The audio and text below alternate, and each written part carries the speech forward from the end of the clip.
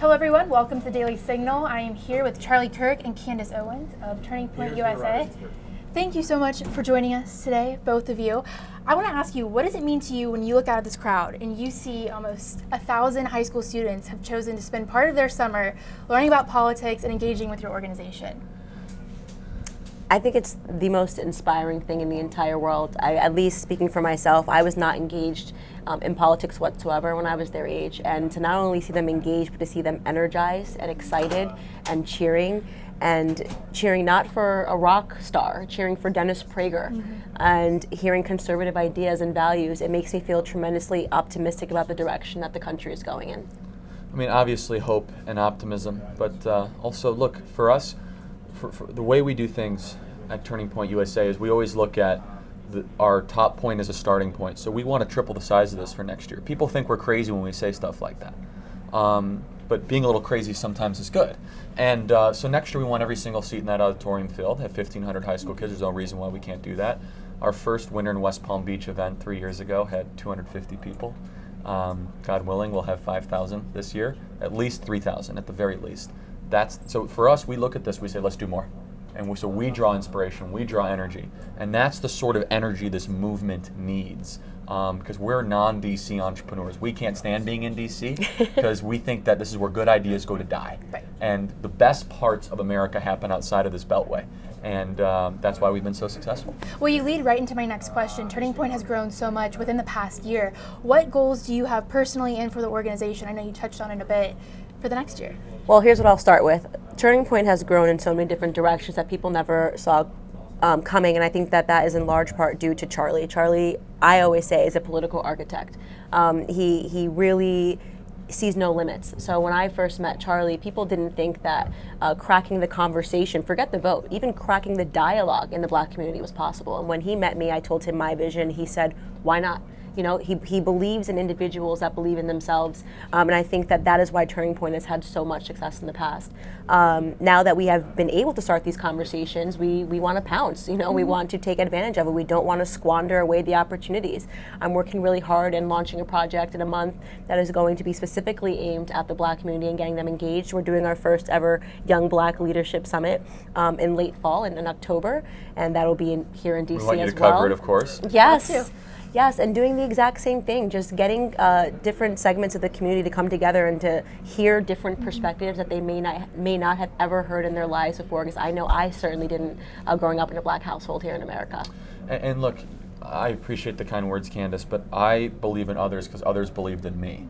And that's a uniquely American idea, that you see opportunity in other people, you see their vision. And when I first met Candace, I can't quite describe it, but there was a magnetism, there was an energy, there was a vision there it was metaphysical. It was beyond anything that words could describe. When you meet those sorts of people in your life, you know that.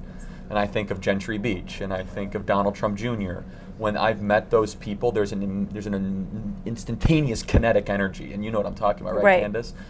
And it's really been an unbelievable honor for us to be able to do this. And I mean that word in its true dictionary definition sense, an honor to be a part of the movement the way we've been able to do it. You have a lot of young conservatives out here in the crowd. They're all on social media. Charlie, you've mentioned to me before about Reagan's 11th commandment. How would you encourage them that as conservatives, we can have internal debate, fight things out, but how can we still remain united? Look, you can do a lot more with honey than vinegar.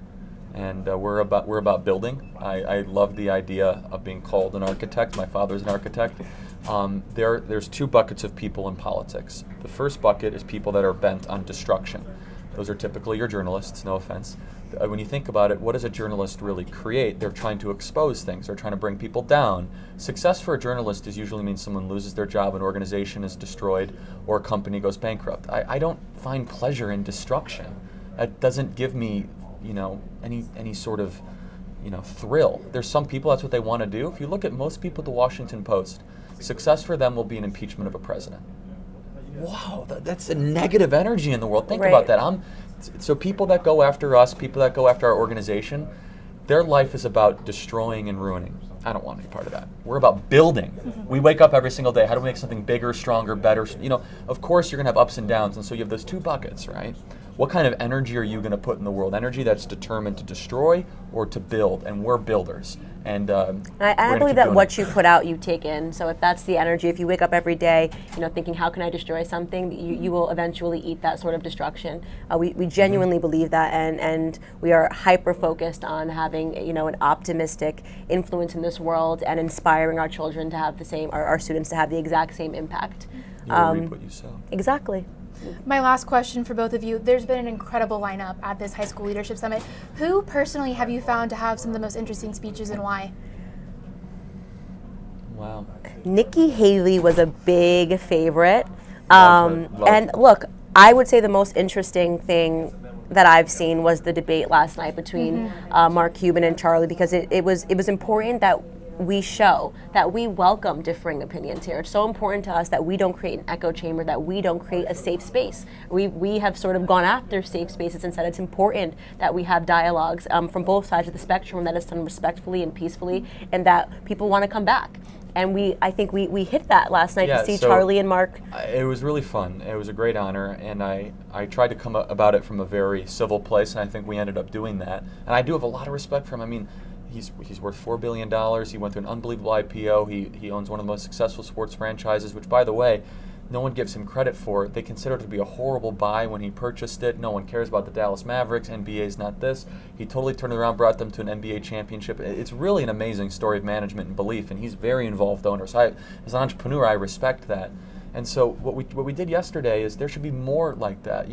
We obviously have the rah-rah, we have the intellectual side and all this, but the collision of ideas is something that we enjoy most. If you go to our college lectures, Candace will always say this, and this does not get enough publicity from the fake news press. Candace says, if you disagree with me, you go to the front of the line to ask a question. If you support me, great, I'll take a picture with you later, wonderful. You're probably asking about some, idiosyncratic thing, something very technical. But if you disagree with me, I need to talk to you. Right. Because we got something to talk about.